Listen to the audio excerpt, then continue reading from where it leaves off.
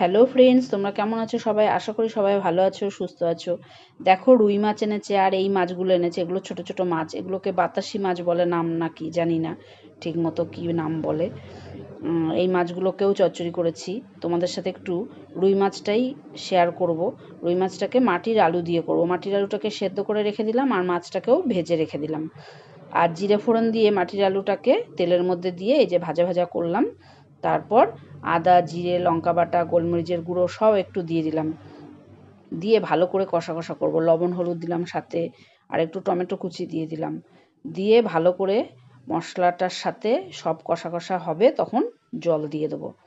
আর জলটা দিয়ে, গরম জলটা দিলাম, একটু গরম জল করে রেখেছি। জলটা ফুটে গেলে মাছ ভাজাগুলো এবার জলের মধ্যে, ঝোলের মধ্যে, মাছের ঝোলের মধ্যে দিয়ে দেবো। যখন মাছের ঝোলটা ফুটে যাবে তখন। আর তারপর শুকনো শুকনো করে নামিয়ে নেবো, একটু ধনেপাতা কুচি দিয়ে। কে কেমন করে করো এই মাটির আলু দিয়ে? এভাবে ভালো লাগে। অনেক রকম কিছুই মাটির আলু দিয়ে খাওয়া যায়। আমি একটু রুই মাছটাই করলাম, আর এদিকে আবার ছোট মাছগুলো একটু চচ্চড়িও করেছি। যদি আমার চ্যানেলের রান্না তোমাদের ভালো লাগে, অবশ্যই কমেন্টে জানিও।